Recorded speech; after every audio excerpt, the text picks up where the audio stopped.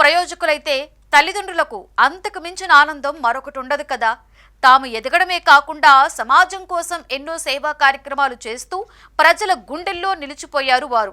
రాజకీయాలలోకి వచ్చి సేవలందించారు ఆ ముగ్గురు మొనగాళ్లు. ఒకరు కేంద్ర మంత్రిగా చక్రం తిప్పితే మరొకరు డిప్యూటీ సీఎంగా సంచలనం సృష్టించారు. కేంద్రంలో రాష్ట్రంలో కనుసైగతో గెలుపోటములను శాసించారు. ఇంకొకరు ఎమ్మెల్సీగా కీలక బాధ్యతలు చేపట్టారు.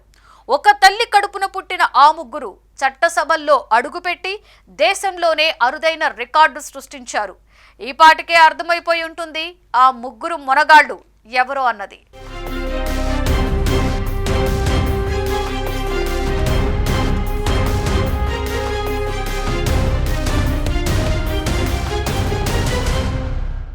జనసేన రాష్ట్ర ప్రధాన కార్యదర్శి మెగా బ్రదర్ నాగబాబు తాజాగా ఎమ్మెల్సీగా రాష్ట్ర పెద్దల సభలో అడుగుపెట్టారు. మార్చి నెలలో జరిగిన ఎన్నికల్లో జనసేన కోటాలో గెలుపొందిన ఆయనకు ఇది తొలి శాసన అనుభవం. బడ్జెట్ సమావేశాలు అప్పటికి పూర్తవడంతో వర్షాకాల సమావేశాలు ఆయనకి మొదటి సభలుగా మారాయి. సభలో ప్రవేశించే ముందు డిప్యూటీ సీఎం పవన్ కళ్యాణ్ను కలిసి మర్యాదపూర్వకంగా శుభాకాంక్షలు తీసుకోవడం ప్రత్యేక ఆకర్షణగా నిలిచింది. నాగబాబు ముక్కుసూటి మనిషి. మంచితనంలో మాత్రమే కాదు, పవన్ జోలికి ఎవరైనా వస్తే వారికి దిమ్మ తిరిగేలా సమాధానం చెప్పడంలో ఆయనకు ఆయనే సాటి. నాగబాబు కమిట్మెంట్ గురించి ప్రత్యేకించి చెప్పక్కర్లేదు. ప్రత్యర్థులను ఎదుర్కోవడంలో విమర్శలకు ప్రతి విమర్శలు చేయడంలో నాగబాబు దిట్ట. కార్యకర్తలకు దిశానిర్దేశం చేయడంలో ఆయనకు ఆయనే సాటి. జనసేనాని ఆశయ సాధన కోసం అహర్నిశలు కృషి చేస్తున్న నాయకుడు నాగబాబు. నాగబాబు లాంటి సైనికుడు తోడు ఉంటే భవిష్యత్తులో జనసేన మరిన్ని ఉన్నత శిఖరాలను అధిరోహించడం ఖాయం అన్నది రాజకీయ వర్గాల్లో జరుగుతున్న చర్చ. తెర ముందు పెద్దగా కనిపించకపోయినా జనసేన కార్యకర్తలతో సమావేశాలు నిర్వహిస్తూ సమన్వయపరచడం, అంతర్గత సమస్యలను పరిష్కరించడం, ఇలా నాగబాబు పార్టీకి కీలకంగా పనిచేశారు. నాగబాబు సేవలను గుర్తించి ఎమ్మెల్సీ కట్టబెట్టారు పవన్.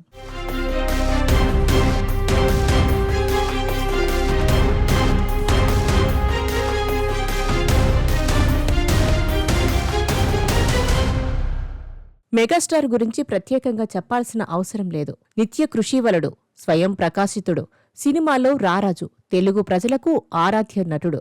ఎంత ఎదిగినా ఒదిగి ఉండటం ఎలాగో చిరంజీవిని చూసి నేర్చుకోవాల్సిందే. కులమతాలకు రాజకీయాలకు అతీతంగా తెలుగువారి అభిమానం పొందిన ఏకైక హీరో చిరంజీవి. ఆయన కోసం ప్రాణాలు ఇచ్చే అభిమానులున్నారు. చిరంజీవి ప్రజారాజ్యం పార్టీని ఏర్పాటు చేసి 2009 ఎన్నికల బరిలో నిలిచారు. అసాధారణ రీతిలో 70 లక్షల ఓట్లు సొంతం చేసుకున్నారు. అతి తక్కువ సమయంలో అన్ని ఓట్లు దక్కించుకోవడం అంటే మామూలు విషయం కాదు. ఇక ఆయన సోదరుడు పవన్ కళ్యాణ్ జనసేనను ఏర్పాటు చేసి 10 ఏళ్ల పాటు కష్టపడి పార్టీని విజయపథంలో నడిపారు. డిప్యూటీ సీఎం అయ్యారు. అయితే మెగాస్టార్ చిరంజీవి కుటుంబం మరో అరుదైన గౌరవాన్ని దక్కించుకుంది. మెగా బ్రదర్స్ ముగ్గురు చట్టసభల్లో అడుగుపెట్టడం ఇండియాలో అరుదైన రికార్డ్.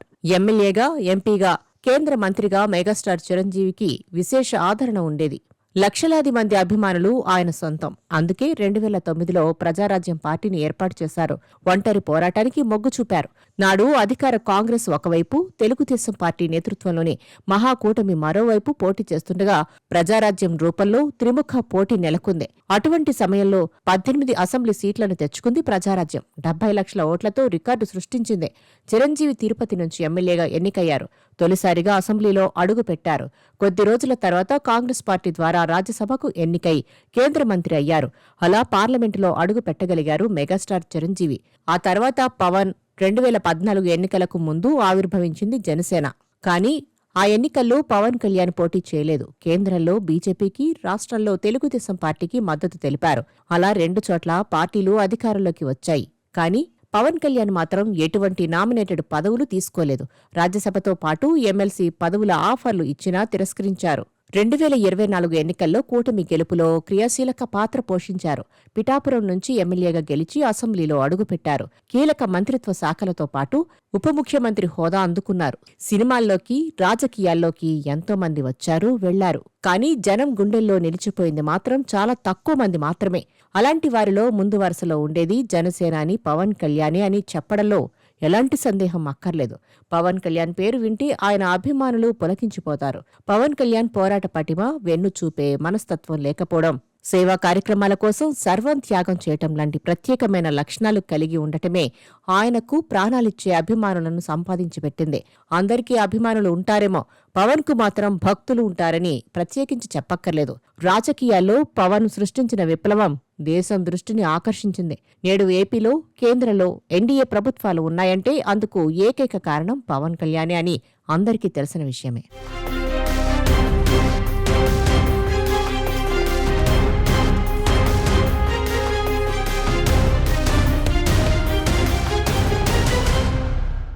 ఇక నాగబాబు విషయానికొస్తే ఆయన ముక్కుసూటు మనిషి. చిరంజీవిని గాని పవన్ కళ్యాణ్ను గాని ఎవరేమైనా అన్నారంటే నాగబాబు చేతిలో మూడినట్లే. 2019లో నరసాపురం నుంచి జనసేన తరపున ఎంపీగా పోటీ చేసి ఓడిపోయారు నాగబాబు. తర్వాత 2024 ఎన్నికల్లో అనకాపల్లి లోక్సభ స్థానం నుంచి పోటీ చేసేందుకు సిద్ధమయ్యారు. కానీ ఆ సీటు పొత్తులో భాగంగా బీజేపీకి ఇవ్వడంతో ఆయన పోటీ నుంచి తప్పుకున్నారు. అయినా కూటమి విజయం కోసం నాగబాబు కృషి చేశారు. ఆ కృషికి గుర్తింపుగా అధికారంలోకి వచ్చిన తర్వాత నాగబాబుకు అనేక పదవులు ఆఫర్లు ఇచ్చాయి. అయితే ముఖ్యమంత్రి చంద్రబాబు ప్రత్యేకంగా ఆయనను మంత్రివర్గంలో చేర్చుతామని ప్రకటించారు. దానికి అనుగుణంగా కొద్ది నెలల క్రితం నాగబాబు ఎమ్మెల్సీగా ఎన్నికయ్యారు. తాజాగా మొదటిసారి శాసనమండలి సమావేశాలకు హాజరయ్యారు. నాగబాబు మండలిలో ప్రవేశించడం రాజకీయ వర్గాల్లో కొత్త చర్చకు దారితీసింది. కొణిదెల సోదరులు ముగ్గురు చట్టసభల్లో ప్రాతినిధ్యం వహించడం సంచలనం అని విశ్లేషకులు అంటున్నారు. ఒక తల్లి కడుపున పుట్టిన ముగ్గురు చట్టసభల్లో అడుగు పెట్టడమంటే చాలా అరుదుగా జరిగే విషయమని అంటున్నారు. మొదటి నుంచి నాగబాబు జనసేనానికి అండగానే ఉంటున్నారు. పవన్ కళ్యాణ్పై ఎవరైనా అభ్యంతరకరమైన కామెంట్స్ చేస్తే వాళ్ల పని ఇక అంతే.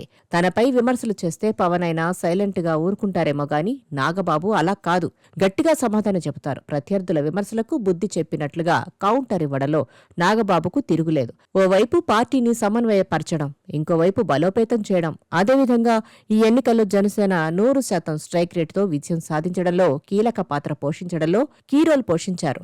జనసేనకు కార్యకర్తలే బలం. కొన్ని పార్టీల మాదిరిగా డబ్బులిస్తే జెండా మోయడం కాదు.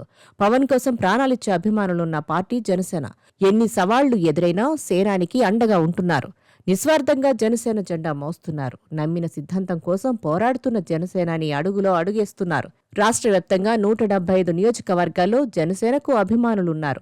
పవన్ ఎక్కడ సభ పెట్టినా లక్షల సంఖ్యలో ప్రజలు స్వచ్ఛందంగా తరలివస్తారు. అలాంటి వారందరినీ ఏకతాటి మీదకు తేవడంలో నాగబాబుది ప్రత్యేక పాత్ర. ప్రధాన కార్యదర్శిగా కాదు, ఒక సైనికుడిలా పార్టీ కోసం పనిచేశారు నాగబాబు. మున్ముందు నాగబాబుకు రాజ్యసభ, కేంద్ర మంత్రి పదవి దక్కనుంది అన్న చర్చ కూడా జరుగుతోంది. ఇలా ముగ్గురే అన్నట్లుగా ఎవరికి ఎవరూ తీసిపోరు అన్నట్లుగా పేరు తెచ్చుకున్నారు మెగా బ్రదర్స్. ఏ తల్లిదండ్రులకైనా పిల్లలు ప్రయోజకులైతే అంతకు మించిన ఆనందం మరొకటి ఉండదు. ముగ్గురూ ఉన్నత స్థానానికి చేరుకోవడం అంటే గొప్ప విషయమే.